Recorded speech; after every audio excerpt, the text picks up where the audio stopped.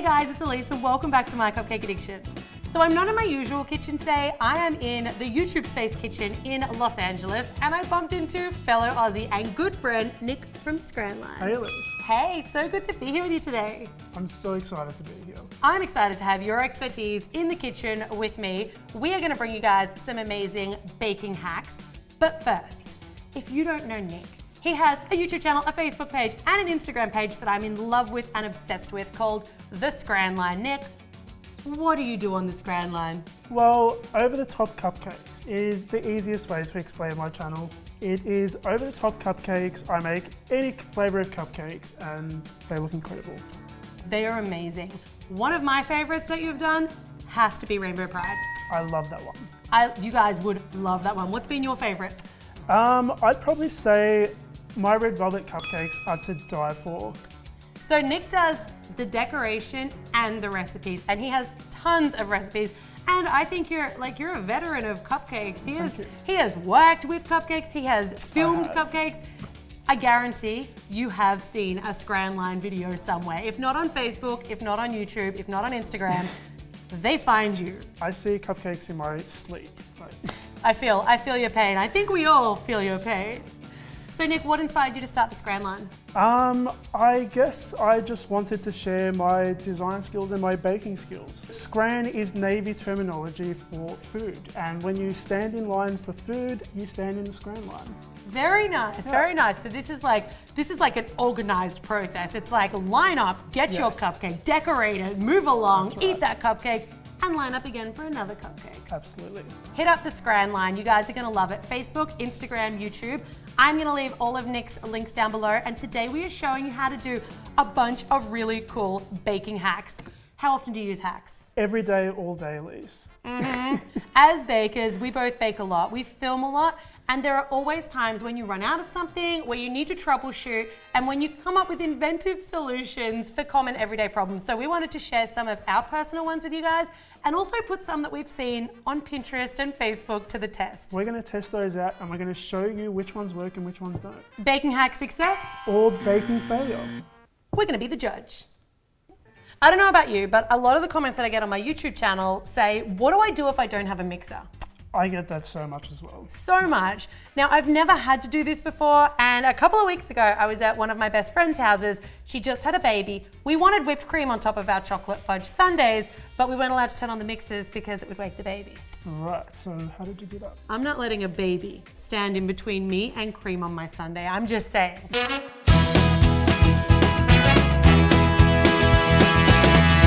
Cream and a bottle.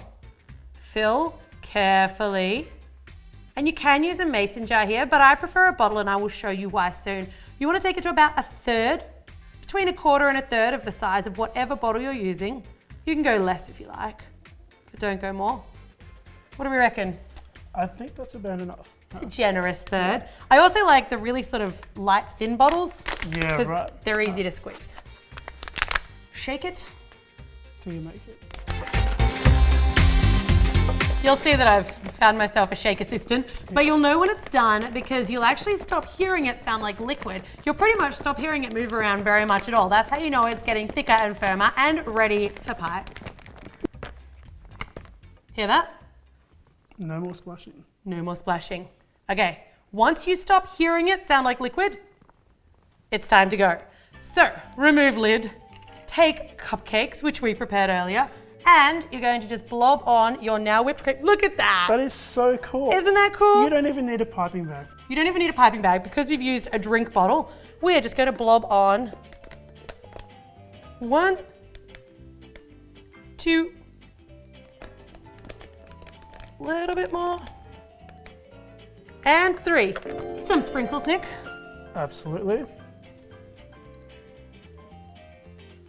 So incredibly cute, really easy, and it won't wake the baby. And these are going to taste delicious, guys. They absolutely are. Come on, we get to snack. We've done like so many baking hacks right now.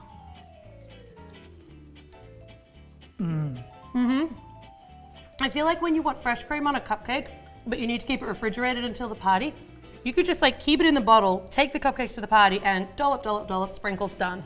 Easy. Easy. Baking hack, success. That was really well timed. I love that. Our second baking hack This one I've seen, but I'm not confident it's gonna work. So I've never even tried this. We're trying it for the first time. Awesome, yes. I love it when you try things for the first time on camera, right? Nothing can possibly go wrong, right? I have one cake, so if we mess it up, we have no going back.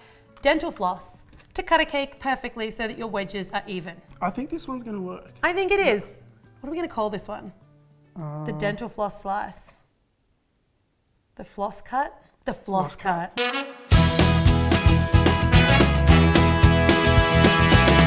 So dental floss, a generous amount. I'm gonna put my thumbs on either side. I've got it wrapped tightly around my fingers. I'm gonna come straight down in the middle. The idea here is that we should get perfect, even sized wedges. Quite a bit of pressure. Oh, I feel it. I feel like we're bowing in the middle. As your dentist would say, once it's in, slide, slide, slide. I mean, it feels good. I think it's a nice clean cut. Now here's the question. Do I bring the dental floss back up or do I slide it out one side? I think sliding it out would be the safest option. Yeah. I feel like a magician pulling out the tablecloth. Dental floss comes out clean, rewrap, and straight across.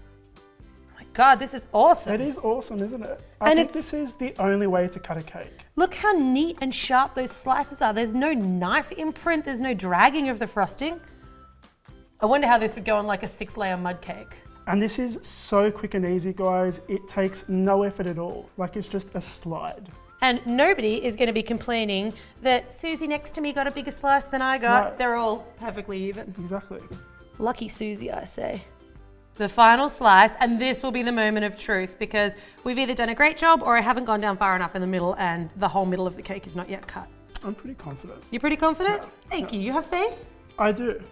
I'm going to do this part. And all right. I'm going to do the honors. Let's see how good a job If you've it doesn't work, Nick's fault.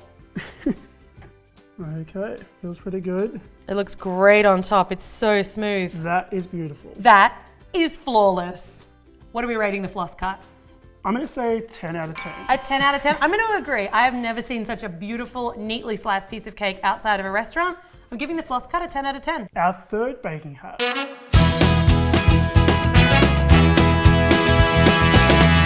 Okay guys, so if you're at home and you don't have a cupcake tray, you can use these emergency cupcake pans.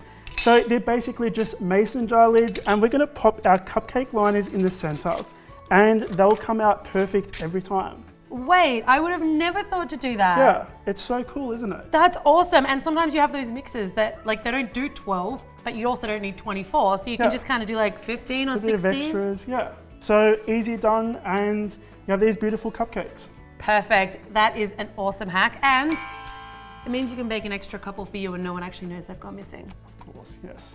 Great idea. Now for our fourth baking hack.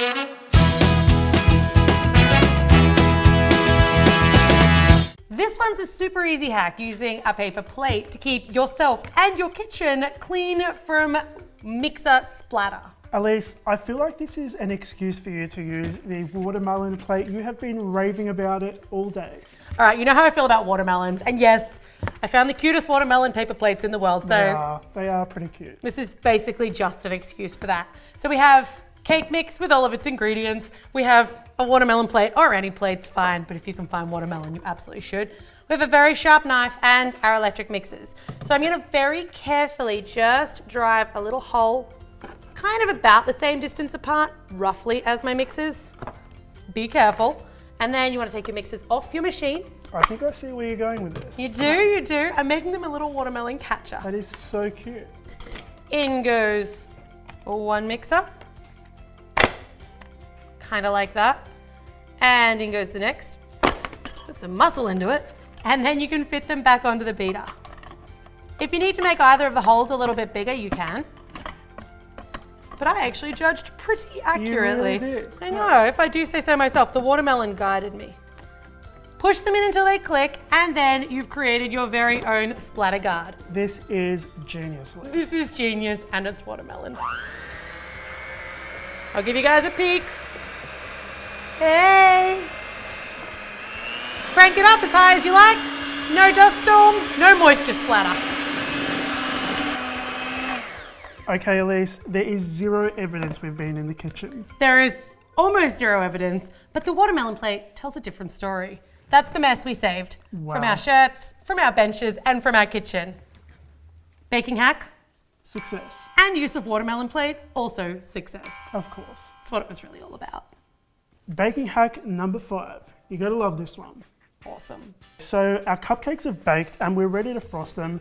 I'm gonna show you guys the easiest way to fill up your piping bag without making a huge mess.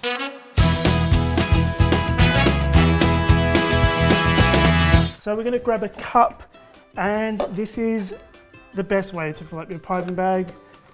Hang on. By the best way, do you mean other than just like holding it and then trying to spatula in frosting and then having it slop over the sides? Better. Better? Okay. Better than that.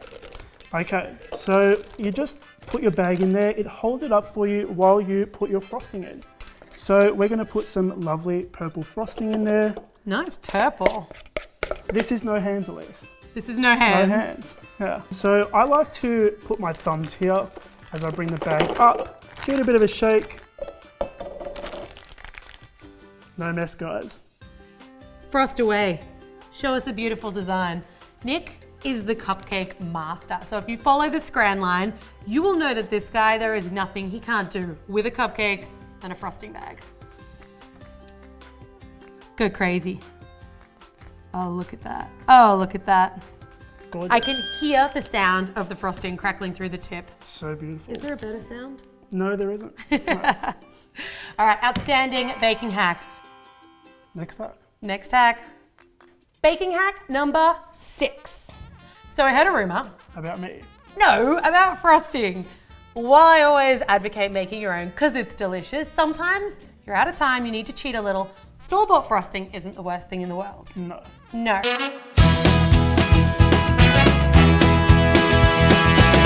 So I have heard, and I have never put to the test, that if you whip this with an electric beater, it will actually double in yield. You know what that means? Doubling your money. Exactly. More buck for your baking. So we're going to put this to the test. We are going to fluff up our frosting according to, I don't even know where I saw this, Pinterest.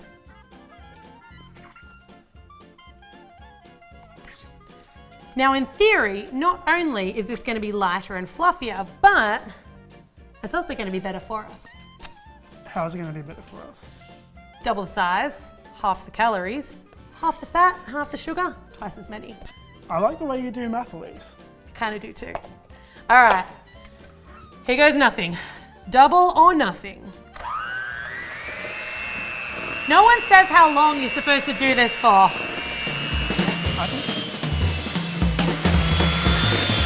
think we might be done.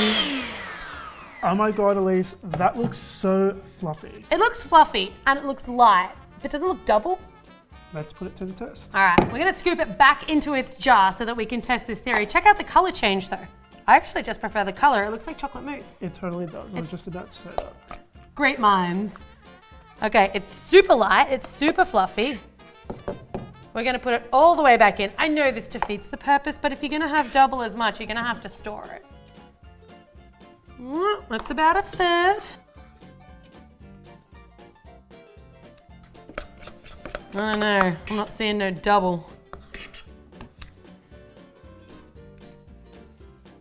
All right, I don't think we can call that double. I'm pretty sure that we can call that adds about 4% to the yield of your can of frosting. Well, it doesn't look like it's double, Elise, but it looks like it's double the yumminess. It does. All right, it's lighter and it's fluffier and it's an all-round better color. It actually looks a bit more pipeable, but that is a baking hack fail. Whoever said that this worked, shame on you. Now, if you guys have done this and you have doubled it, let us know in the comment section below what you actually did to double your frosting. Did I not beat it long enough? Like wrong brand, vanilla versus chocolate? Because a ton of people have told me that this works. And I mean, I was all geared up to have 2 cupcakes after dinner instead of just 1, but I don't think I can now. Guys, cheer Elise up in the comment section. My cupcake diet dreams have been shattered. We're on baking hack number 7, guys. Whenever you guys see me here, I'm always super organized, but when I'm home by myself baking, I'm never, ever, ever capable of remembering to take my ingredients out of the fridge and bring them all to room temperature. I think I'm guilty of that. It's incredibly important to cook with room temperature ingredients, and eggs, One time I tried to microwave an egg to bring it to room temperature. It was possibly the stupidest thing I've ever done.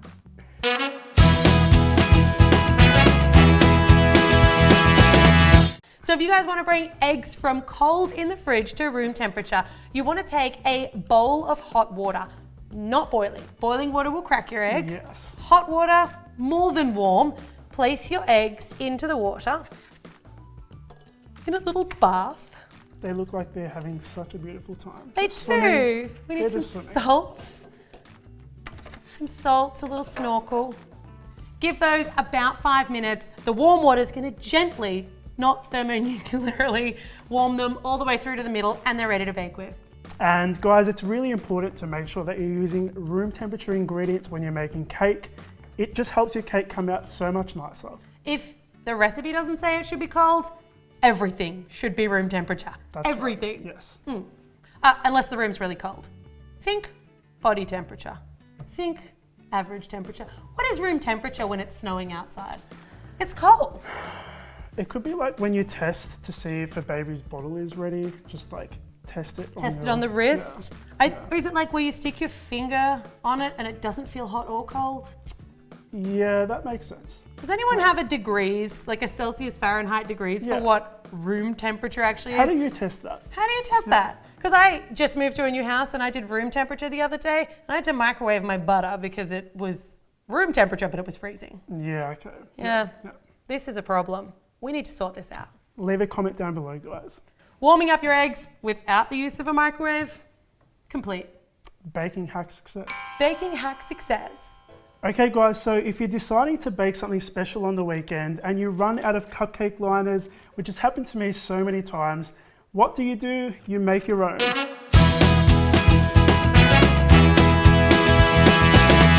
So I've got some parchment paper here, which I've just cut out into a circle. It doesn't have to be perfect. We've got a small glass here, which I'm just going to use to shape my little cupcake liners. And I'm going to put a slightly bigger glass over the top, or a cup. You can pretty much use anything you find in the kitchen. We're just going to help shape it in there. Take it out. I want to see how this is going to turn out. Oh my God, It's actually a little cupcake case. So cool. And it looks kind of artisan-y, like the ones you find in the really cool bakeries. It does. I'm at an Airbnb this week and Ollie wanted to make cupcakes. We had a tray, but we had no cupcake papers. Right. Could have done this. Perfect. Amazing. And they just fit in your cupcake trays absolutely perfectly. I feel like you could also make these super large if you just wanted to make absolutely a really big cupcake. You totally could. Yeah. Because I always want to make a really big cupcake. That is a great hack. I love that one. Love it. I love it. Let us never have reason not to make cupcakes again. Exactly right. Okay guys, so those were our baking hacks. Thanks so much for having me on, Elise. It was amazing having you in the kitchen. We have been wanting to get together to do something for the longest time, but we live kind of far apart, so we had to fly halfway around the world to get together. We're in LA, yeah.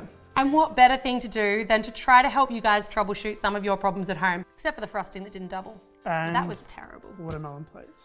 And we hope that you like the watermelon plates. Everyone's gonna like the watermelon plates. You like the watermelon plates, right? Well, I mean, not as much as you do, Elise. Nobody's gonna like them as much as I do. Again, make sure you check out Nick at the Scran line. I'm gonna leave all of his links down below. You will love him, guys. I mean, you already do, but you'll love his cupcakes because they're phenomenal. Have an awesome day. Thanks very much for tuning in to My Cupcake Addiction. And we hope that these hacks make your life just a little bit easier. Yes. Or more tasty. I think they will. I know they will. Yeah. Definitely sweeter. Thanks, guys. Bye.